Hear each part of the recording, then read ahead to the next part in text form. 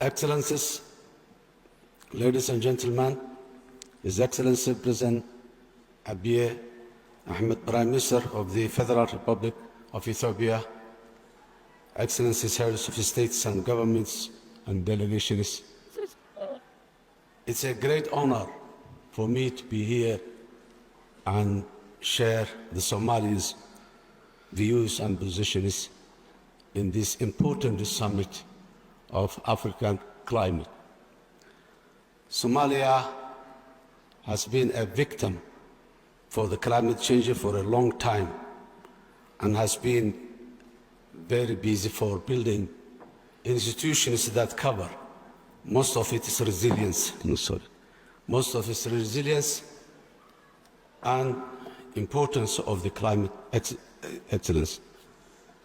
On behalf of the Federal Republic of Somalia, I extend our deep gratitude to the government and the people of Ethiopia and to the African Union Commission for hosting the second Africa Climate Summit in this great city, Addis Ababa.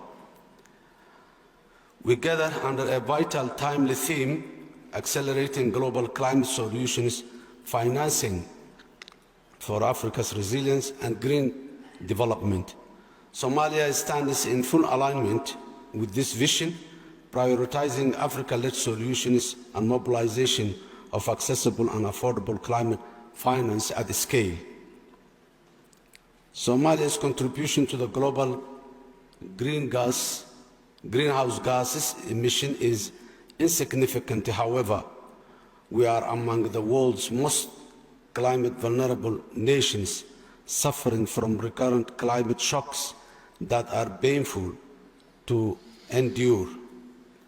Climate crisis is taking a heavy toll on Somali people. Between 2021 and 2023, our country endured the most severe drought in 4 decades, affecting 7.8 million people, nearly half of the population. This resulted in a widespread food insecurity, loss of livelihoods, and millions of internally displaced people, further compounding our already challenging socio-economic and security landscape.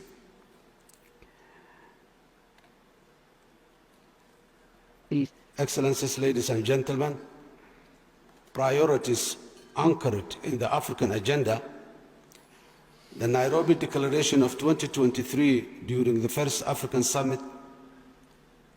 Climate Summit set a continental course to expand Africa's renewable generation to 300 gigawatts by 2030. This requires around $600 billion and reforms of the global financial architecture so that no longer nations must choose between development and climate action. It's also called for operationalization of the loss and damage fund and elevating Africa's role in integrity-based carbon markets. Somalia stands firmly behind this agenda. Guided by that vision and our national determined contribution, Somalia's climate priorities are clear. Number one, protect lives and livelihoods through adaptation at scale.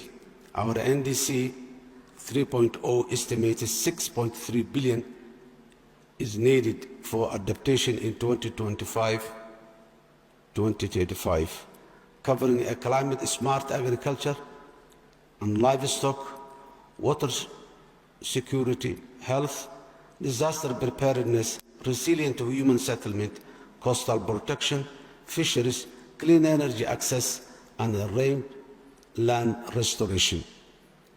Number two, advanced early warning and risk management. We are working with the World Meteorological Organization and partners to strengthen hydromet and early warning services aligned with the UN's early warning for all by 2027 initiative. In this regard, Somalia is also in the process of establishing its National Meteorological Office, which has already been endorsed by the Cabinet and is now awaiting approval by the Parliament. Number three, accelerating affordable energy. Electrification remains too low and too costly. Electricity access in Somalia is below 50%, with pronounced urban-rural gaps. Somalia will expand decentralized renewable energy and mini grids where the grid is distant, leveraging exceptional solar and significant wind potential. 4. Unlock the blue economy. Sustainable fisheries can boost livelihoods through investment in coastal resiliency, cold chain infrastructure, and habitat restoration, ensuring food security, economic growth, and a stronger climate adaptation for coastal communities. 5. Curb deforestation and charcoal. We are committed to enforcing the UN Security Council ban on Somali charcoal exports and providing viable clean energy alternative and greening programs in the country where we lost forests due to charcoal. What we have done, Somalia's achievement, Somalia is the first country in East Africa to submit its NDC 3.0, demonstrating leadership and readiness to implement ambitious climate action. In 2022, we launched Green Somalia Initiative campaign to plant 10 million trees, and in 2023, we joined the Great Green Wall Initiative with a 10 million pledge to combat deforestation and biodiversity loss. We have established the policy and institutional framework to mobilize climate finance with the establishment of the National Climate Fund for the first time in Somalia. The Green Climate Fund announced an accelerated 100 million partnership for Somalia in 2024, and both GEF and the Adaptation Fund are meaningfully engaging with our government. Somalia's epic debt relief of 4.5 billion lowered debt from 64% of the GDP in 2018 to below 6% by the end of 2023, creating room to invest in climate resilience. Our government is also focused on increasing domestic revenue, further strengthening public financial management, and creating a conducive investment environment to attract investment to enhance resilience building. Resilience on the ground. With our partner, we are expanding multi-use water infrastructure and climate-smart land management in dry lands. Canal and flood relief works along the Shabelle and Juba rivers are helping reduce disaster losses and improve food security. Opportunities in Somalia. Somalia is ready to help deliver the continent's renewable surge. Private developers and communities are co-creating solar hybrid mini grids and growing. We are to scale proven models with grants and highly concessional finance, lowering tariffs for households and business while crowding in private capital in the sector.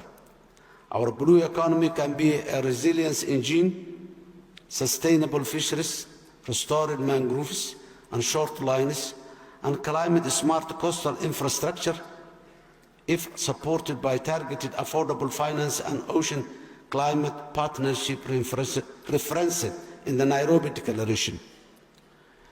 In our people, farmers, pastoralists, fishing community, women and youth are already leading solutions. Africa-made innovation is taking root across Somalia.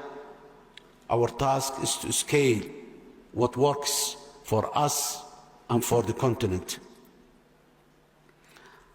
Our call, Africa's common position is, number one, to deliver finance at the right scale and on the right terms. Number two, to operationalize and capitalize loss and damage, moving from pledges to predictable disbursements that reach frontline countries like Somalia quickly and directly, aligned with the nationally led priorities. Number three, back adaptation at scale to scale up investment in resilient agriculture, water security, and nature-based solutions, ensuring adaptation finance follows directly to vulnerable communities and support nationally defined resilience priorities. Our commitment, Somalia reaffirms its conditional NDC target to reduce emissions by 34 below business as usual by 2035, while placing adaptation, protecting lives, food systems, water health, and infrastructure at the center of our development pathway. We will continue integrating climate risk in every sector policy, scaling locally led solutions, and building strong institutions for delivery. Mr. Chair, Excellencies, Africa's case is compelling and just. Decarbonizing the global economy is inseparable from delivering development in Africa. Let Addis Ababa be remembered as the moment we moved from declarations to delivery together. I thank you.